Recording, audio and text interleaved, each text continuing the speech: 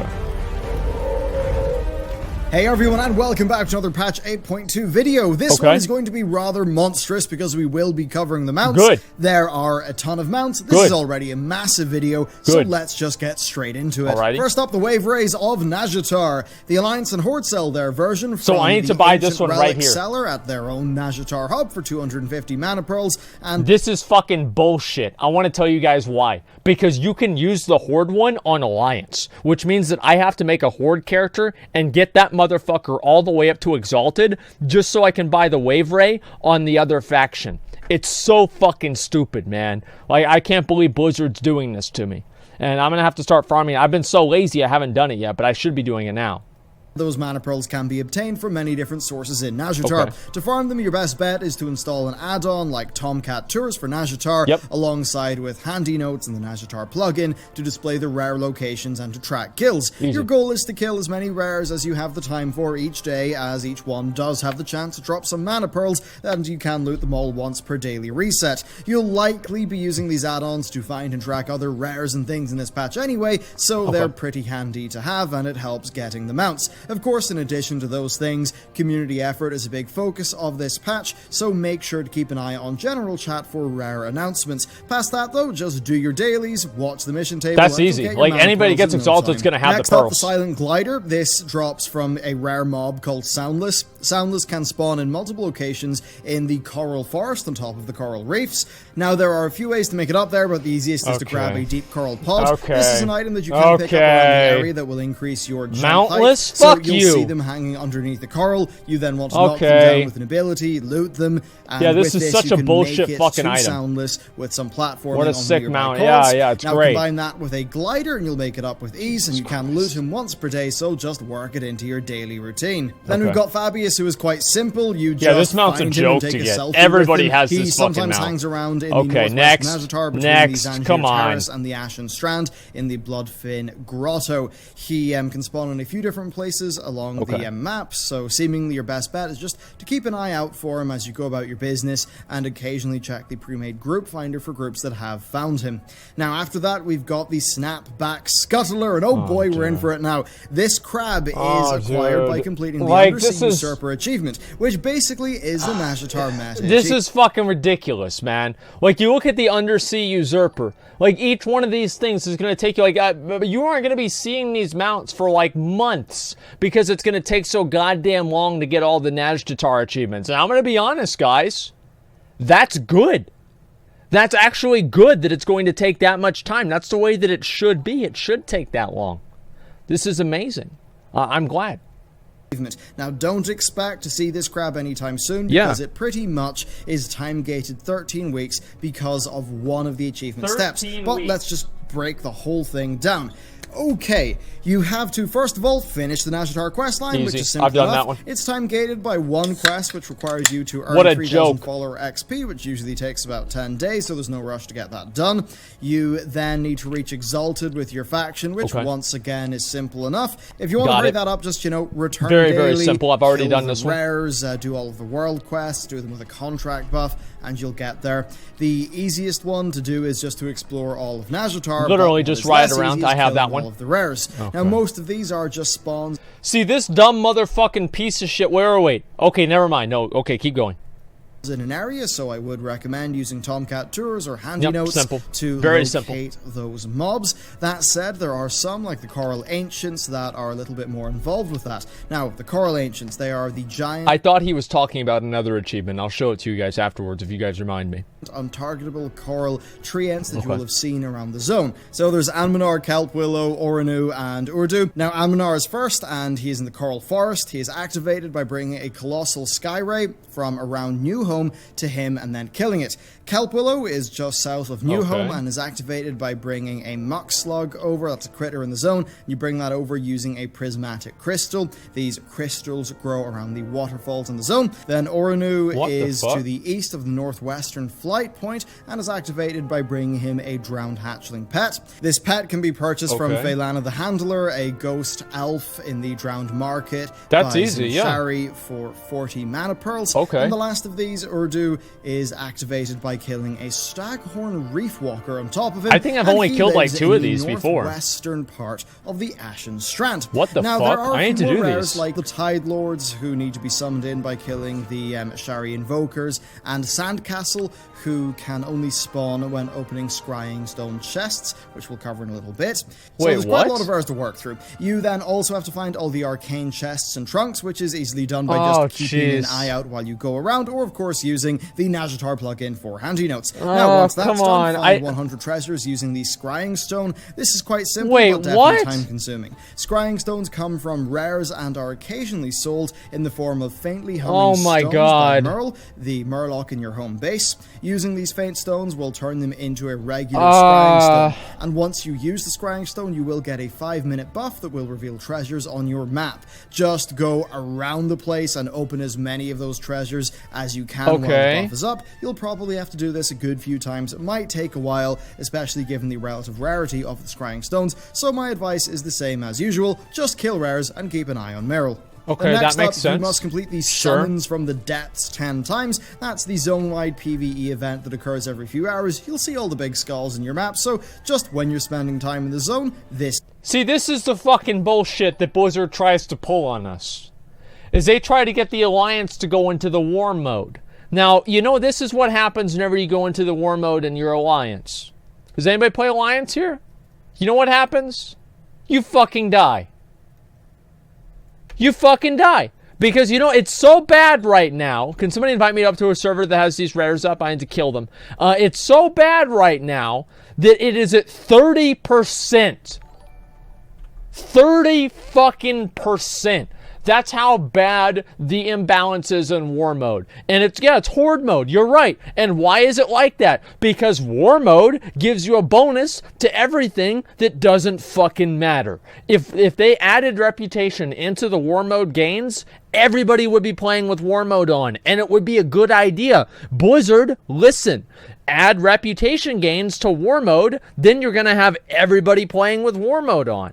And that's all there is to it. It's simple. Yeah, you get 30% more reputation. Of course, every single alliance is going to be playing on there because they get such a big bonus. I mean, come on. Take away every bonus. No, because if they take away every bonus, then it's just going to be completely dominated by Horde. Nobody else is going to ever want to play it, man. It's a terrible idea. They can't take away the bonuses. Okay, let me go ahead and look at the rest of these. Event will pop, and when it pops, go at maximum speed to the nearest skull marked on your map. You then need to complete 30 of the bounty/requisition dailies. This is easy. It might be a bit of a chore, Simple. but if you've done one day there, you pretty much know what to do. Another step is to find all of Ashara's lost cat figurines, and the locations will be on the screen, but you can just use Handy Notes Nazjatar for that sort of thing. Wait, that's it? There's then a step to kill all of Ashara's champions through world quests. This is another matter of just logging in once a day and clearing out your world quests, and you will get it. Most of them have already cycled thus far in the patch, so if you're keeping it up, it shouldn't take much longer. Then next, you need to get each of your new Nazjatar followers up to rank 10. On paper, this will take a total of 30 days based on the current rate of one rank per, 1 day worth of experience from the 3 quests. However... Just a second here. So there's a handy notes for this? Where is it? I'm trying to... How do you spell Nazjatar? Because I want to figure out how to get these fucking items.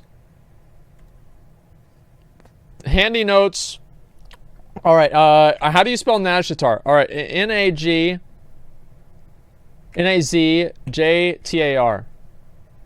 Handy notes, Mechagon, and Nazjatar.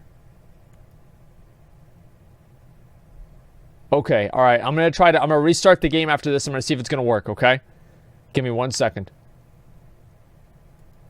The Coral Ancient rares that I mentioned earlier can drop items which increase your the rep of your followers, well, like your experience, 100 to each of them. So if you have the time, killing those corals really does make a lot of sense, because each drop I need to do that every day. Remove 1 day of just wrapping up your followers at a time, which is quite good. Although given a later step, I wouldn't worry too much. Then a more straightforward step is to collect 1,000 mana pearls. Now the more frustrating one... Wait, which one? How many mana pearls am I at right now?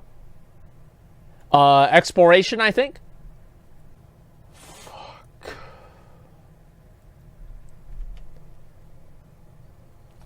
I'm at 597. is that you must defeat all of Marty Vass's creations from his laboratory. This is the annoying fucking bullshit right here. Now, the puzzles are handy enough, requiring you to do each of the uncrossing the lines and matching the I'm a god at these. It's basically just easy, medium, and hard versions of the ley-locked, and then easy, medium, and hard versions of the rune-locked chests. This is just going to take a ton of time, but that does not really matter because the laboratory part is the time gating that is a little bit more unfortunate. This is the cock. It's going to be about 13 weeks because you can only spawn one of the 13 types needed per week. This is so so that's fucking kind of ridiculous. unfortunate. Of course, different combinations spawn a different type for This is his so fucking experiments. ridiculous. And yeah, that's the main thing that will hold you back. Oh then my the next God. achievement step is to buy a secret item from Merle. Oh, we have the this Murloc one. Trader, We got it. which will require you Easy. to have the benthic cloak Simple. that unlocks more options for him. Then finally shoo away 100 bloodfin tadpoles. This is done by clicking on the friendly bloodfin tadpoles in the bloodfin grotto area to the northwest. When shooed away, a weak mob will spawn for you to fight, and overall it's just a matter of doing that. It'll take quite a while. So I have to do that 100 nice times? Meta quest that requires players to really try, but it is a pity that there is... This is like a crab guide. Like the third of the video is all about the crab. Oh really? Think about it. This shit's hard. You said it was good, it would take a while. I did, but it's just like, holy shit. Okay, wow. The 13-week time gating there that you can't really get around. Anyway, let's move on. We've got the Royal Snapdragon. That's your Nazjatar Paragon box reward. So yes, hit Exalted Rep with your Nazjatar faction and just farm until you get it, so good luck. Then next we've got the Alliance and the Horde Follower Snapdragon. So these are from a quest that will appear once you level a specific Nazjatar follower up to level 20.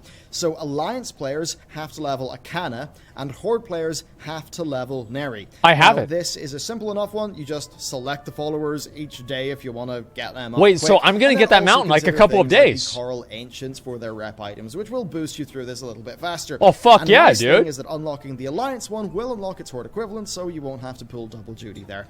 Then next, the Ink Scale Deep Seeker is purchased with 150 Nazjatar Battle Commendations. These are rewarded for completing the Battle I have of Nazjatar, 132. which is the match's new PvP event for War Mode players. Winning gets you 5, losing earns you 1, so just stick War Mode on and get to it. But saying that, War Mode is no longer a necessity. Blizzard have hotfixed this to be a little bit easier to get. How do you They realized that the Battle for Nazjatar wasn't really working that well with sharding and faction imbalance right now, so they've added a new event called Ashara's Elite Commanders. This is a random event that can occur in Nazjatar every once in a while, and slaying the commanders will get you that the thing that happened? Battle commendations. And then finally, I never got Crimson commendations Tide for Stallion. that. So Merle, the Murloc who you rescue, sometimes will sell this. So yeah, I mount to got this players guy who are right here. wearing This the was easy. Ashari This was a Stormsurfer joke. Cape, which is the one, the benthic cloak that unlocks more options from the Murloc traders. Easy. Now this Tide Stallion costs 4 cultist pinky fingers, 2 pulsating bloodstones, and 1 hungry Herald Tentacle Taco. Now these items are available from the Murloc traders around Nazjatar,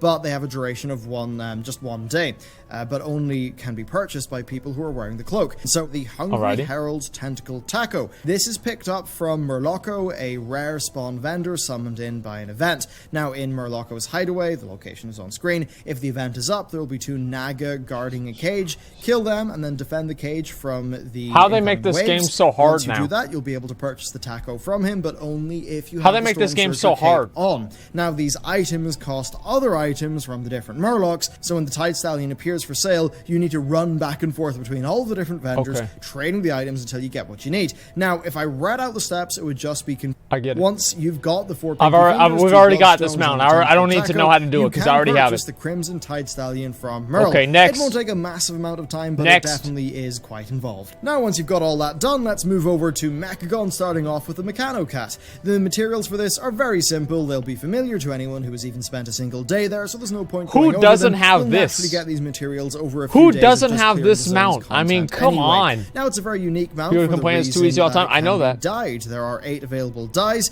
and you can choose between them at the scrapyard. Now, these colors mostly drop from specific rares, so let's go through them. Big Old Bronze drops from Rumble Rocks, who is to the west of the island. Mechagon Gold comes from the Armored Vault bot, which is a little bit more involved, requiring players to kite it over to an electromagnet in Bondo's yard. Then Lemonade Steel comes from the Scrap King rare just south of Rustbolt, while Overlord Orange drops from the Frungarian Fuhrer. Oh, there's no way I'm gonna get that, dude. While on a specific visitor quest. So when Myloon shows up, take the aid from Nordrasil quest. While on that quest, someone invite me to a realm where it has this rare up near trees in the quest area. Oh, I kill the rare while I'm watching the video. And then use the quest item on them when they transform.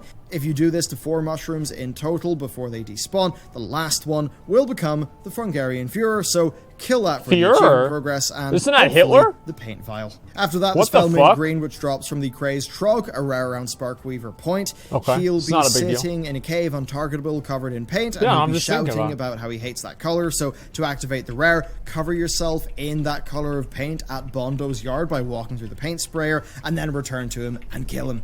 The next I need color, to get Fireball Red, comes from chests in the area, so I do need to get these. And the last one, Copper Trim, does not have a completely confirmed source, but it has been reported that it comes from a repeatable hand-in quest, recyclable parts. I don't believe you can make progress on this until you've completed the prerequisite quest. That's so annoying to do. Which is a part of the Scrap Forge Mecha Spider quest line, which I'll address shortly. Son of a fucking As for the quest itself, while killing the anodized mobs in this Junk, you'll get hardened springs, dude. tempered plating, and machined gear assemblies. 30 springs, 10 plates, and 5 assemblies will combine together to give you a bundle of recyclable parts, which you can hand in to the nearby recyclers. I found that an easy way to do this is just to get a farming group, either yourself or through the pre-made group finder, and then just to spend a while clearing the area repeatedly. You're just randomly farming trash mobs. Like, that's basically all you're doing. You're sitting around. I'm going to log over to another character and farm the rares on the other character. I might as well while we're finishing the video. Your plan for Rustbolt requisitions, which gives past... I don't know, man. What the fuck, man? You should look at the Star Wars old review. I don't give a fuck about Star Wars. Who cares? That shit's for nerds. Alright, invite Crack Monkey. Yeah, I don't watch Star Wars. The spawns are fast enough that you can get these bundles pretty darn quickly, but though I've yet to get the color, so you'll probably need some persistence. Then unlocking all of these will reward you with the final blue color. So, that's that. Next up, the Mechagon Peacekeeper, which is a dungeon drop from Operation Mechagon's HK8 aerial oppression So I wanted unit. to do this right here. And see, this is all a big plan of mine, right? Is I wanted to show you guys all these mounts here, because these are the mounts that I'm about to get whenever I start working on this shit, okay? Yeah, there you go. I'm obviously going to get this mount today. Just get lucky in that. Then next, the Scrap Forge Mecha Spider, this is which a joke. is a recolor of the Peacekeeper, but with a scrap-like color joke scheme, mount. is obtained from a questline through Rustbolt. That's from Recycler Kerchunk, and that takes about 12 days of doing 1 quest per day. There's then one more recolor of this mount, the Rusty Mechanocrawler. This is from the Arachnoid Harvester, which is to the west of Bondo's somebody yard. invite Crack Monkey to a group if this rares up. We've then got 2 motorcycle wheel mounts. So, the Model W comes from the Mechagon Meta Achievement, so quite a lot on getting this one. First, complete the storyline, which will unfold as you gain reputation. Okay, so do I have this? Like, alright, so what about the Model W? Wait, who's this guy? Okay, you're not even here. Alright, let's try somebody else. The Model fucking W. Okay, I think I have that one done. Mechanocat dies. Then complete every visitor request, so just arrive in Mechagon every day and scour it till you've seen them all. Then unlock 20 blueprints from the list. Now, the blueprints pretty much all come from rares, bar a few which are from the rep vendor, so it's basically just the same. Look up Mechadung in AVs. You mean the achievement?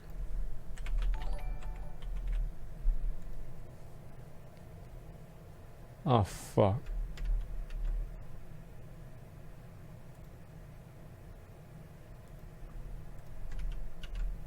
Same as other rare killing steps, just kill all of the rares. Honestly, I would not worry about this step. I think you'll complete this as you sort out the other things it's not a big deal. List. You'll get the blueprints in time. The next one is a bit of a pain, though. That's completing 100 construction projects. This will require a lot of time moving around the zone and searching for incomplete construction projects. It's not that hard. What I've essentially been doing is sniping the completion of the big ones like the reclamation rig, and I've been saving spare parts instead of spending them on this. Now, keep an eye on the minimap for projects like the armories or the broken flame turrets, and just the flame turrets are the best ones to turn in for. There's then another somewhat arbitrary one, which is crafting 250 items from Pascal. This is just going to boil down to crafting the cheapest item when the cheapest one possible to get the achievement finished. Now, I don't imagine okay, you need you know what, to this is actively fine. farm spare parts for this, but it's okay. if you want to, here's our tip. Do the Reclamation Rig event when it spawns, and then we found that if you really want more spare parts, refer to the recyclable parts farm earlier on in this video for the copper trim dissection. In doing that, I think in staying for 3 quest turn-ins, we got a few thousand scraps, so that's a really good way of doing it. Now, in order to get this from 0 items, you'll need to make 250 scrap grenades, which will cost 12,500 spare parts. Yes, that sounds like a lot, but it's really not that bad. A few hours of group farming will 12,500? Now, the next step is another daily, finishing each of Rocket Chief Fuselage's weapons, which is just a matter of returning every day and doing this whenever the quest is up. Another step is collecting the gramophone and all of the music for it. Now, the gramophone is made from a blueprint that drops from Steel Singer Freza, a robotic harpy that spawns in the southwestern island of Mechagon. As for the vinyls to put into it, though, they come from rares in the zone. So far, there have been confirmations that the Battle of Nomergon, the Depth of Ulduar comes from Old Big Tusk and Boilburn. Then Nomergon Forever comes from Bogak and the Nullifier. Mimiron's Brainstorm comes from the recycling requisition boxes from the recycling quest discussed earlier. And the Triumph of Nomergon comes from the box awarded for completing the Reclamation Rig event. Completing the event will give you a box that can contain Mechagon tinkering items and then possibly the vinyl. So, I need to do that. I should do that today. The heftiest one is next, though. Completing all of the special encounters. Oh, that's easy. What do you mean? You just fly around randomly to be killed. I addressed the Volt Bot, the Crazed Trog, and the Fungarian Führer. That's a joke. There are 7 that are tied to drill rig construction projects, so keep an eye out for zone-wide messages. Invite me to a group that has Rustfeather on it. The JD drills. Please invite me to a group that has Rustfeather. Depot. The CC drills are around the center of the island, heading over to the outflow, and the TR drills are by the these are easy to do. There are then some more interesting These are very, ones, very like easy. The Doppelgang. They require 3 pressure relief valves to be fitted to the exhaust pipes by the I've already done all of these, outside except for like maybe 2 of them. Cave at Sparkweaver Point, and then activated. One of these valves comes from the daily quest Cog Frenzy's Construction Frenzy. This does mean that access to this rare is somewhat limited, but smart usage of the pre-made group finder should be able to sort you out there even if you don't have a valve yourself. There's then Spark Queen Pemp, who will only spawn around Sparkweaver Point when the lots of bugs quest is up. Then Bogak is similar, only spawning when the drill rigs are available as a construction these are all project. simple. I think I have every single one. Oxidized Leech Beast, mine is like 2, I think. Is spawned by activating the Weather Alteration Machine. I could be a little bit wrong. Depot, Close enough. Which requires an exothermic evaporator coil. That's an item that's dropped by the nearby rare Mr. Fix This. Okay, so next there's the 00X Avenger MG, which requires killing the 00X Fleetfoot when Oglethorpe Obnoxious is visiting the island. The Fleetfoot is a chicken that's running around the zone with 6 million health, so that'll definitely be a group effort. So if you see Oglethorpe, easy. We got that one on day 1. That's how easy it was. Groups. The Rusty Prince exists in the alternate timeline Mechagon, so when Chromie is visiting, head over there and just keep an eye out for him. He should be near Junkwat Depot. Then there's one last rare of interest, Gear Checker Cogstar. This guy acts as a backup for the upgraded sentries, so once enough of those has been killed, this guy will teleport in for a fight. If you want to kill him, just hang around outside of Junkwat until he pops up. I think I know how to do all those. That's not really too big of a deal. It's just going to take time. Just to make sure where every rare is. So I basically have none of these mounts yet. General chat in Mechagon. Players do tend to work together in this patch, thankfully, and it's actually quite a nice experience. I do think players work together more. That's a good point. I like that. A legion of players are going over there for the tag. That's definitely a nice thing, where Blizzard seem to be hitting their Timeless Isles-like feel for the rares. However, if you like the model and don't care for the color, there is the Junk Heap Drifter. It's a rust-colored flavor that I just did not get. I know that, yes. Feather, a mechanical bird up in the mountain to the south. Then finally, there are 2 flying mounts, the aerial unit R21X and the Rust Bolt Resistor. So the R21X is a new shiny colored This is the one I'm going to get today, right here. This is it. Dungeon, so that's pretty cool. This is my mount right here. The drop. If you like the aesthetic but don't get lucky with the drop rate, though, you can get the rusted version of the same model, the Rust Bolt Resistor, from the stolen Royal Vendor bot in Rust Bolt. Yeah, that's a little bit cheap, dude. Of 420,000 gold after reaching Exalted with the Rust Bolt Resistance. Then for professions, there is only one mount this time around, the Zilliwag ATV. Yep, oh yeah! Backwards. These are created by dude, I forgot all about that one. Reinforced chassis, which is made by blacksmiths, and the supercharged engine, which is made by engineers, and plans for both of those drop from KUJO, a boss in Operation Mechagon. As for the reagents, well, they just use regular BFA, BS, and engineering reagents, as well as Expulsum, instead of the new I have 3 of those to give away. Actually should be pretty cheap as long as I can go get on that, but I have to get on the character. If you are capable of crafting it, it could be quite lucrative because both items are bind on equipped. So yeah, if you're not a crafter, you can just pick these things up in the auction house, and that'll probably be a nice way of people making some money. Then there are the older wrap mounts, so each of the 8-0 factions for the Alliance and the Horde have an extra flying mount at 72,000 gold if you're Exalted. That is, of course, with the exception of the... For the low price of only 72,000 gold, you too can be the rider of a reskinned Griffin, and if that's not enough, there's 4 more of them for you to buy. Oh boy, that sounds great. War effort and the Tortolans. Then next up, we just have some other ones to round up. We have the Proto Drake for rated PvP gameplay. Everybody's gonna get this. There's another one of those. Follows everybody's gonna get this. Then Raiders get a raid meta achievement mount, the Ashara Bloat Ray. But there's no mythic mount from Ashara, it seems so far. Then there's the Wonder Ring 2.0, which is the long-awaited mechanical parrot that is earned by completing the Battle for Azeroth Pathfinder Part 2 achievement. So easy. That's pretty good. I think that's what most people will be rushing towards anyway. Then there's one last mount available, the Child of Torkali, for the Horde players familiar with the How to Train Your Direhorn questline in Zuldazar. This patch has added a final quest, Wander Not Alone. This quest will see the little Direhorn friend from the 8-0 questline grow into a big magnificent mount that you can ride into battle. We actually don't know anything about the quest yet, but I'm sure the people in the secret community been so lazy hard to find out how to actually get it. Okay. Oh boy, so there you go. That's it for the 8-2 mount guide. That's a lot of mounts. This was a massive guide. This is a big effort from a lot of Matt and a bit from myself. A lot of writing, a heck of a lot of editing from Connell. This one really took really big team effort getting this guide together for you, so I hope you found it useful. Hope you've enjoyed it. And yeah, certainly, I guess in 13 weeks or maybe 11 weeks, we'll see everybody going around with their sideway crabs, and we'll see what 825 brings, I suppose. Thank you very much for watching this video. Hope you enjoyed it, and I think I'm just going to lie down. That sure was a lot of word salad to get to. Thanks for watching. See you next time.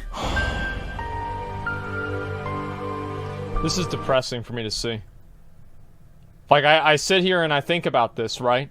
And all I keep thinking about is all the mounts that I don't have. Because he's going through basically a list of mounts that I don't have. And I'm getting a little bit fucking tired of this shit, man. I'm getting tired of this. 1 patch equals 20 mounts. No, you're right. Shows a lot about what draws attention to the game. Well, you're exactly. I mean, because that's what matters. Like, mounts are the only type of progression in the game that's truly meaningful. And everything else, the gear comes and goes, but mounts are forever.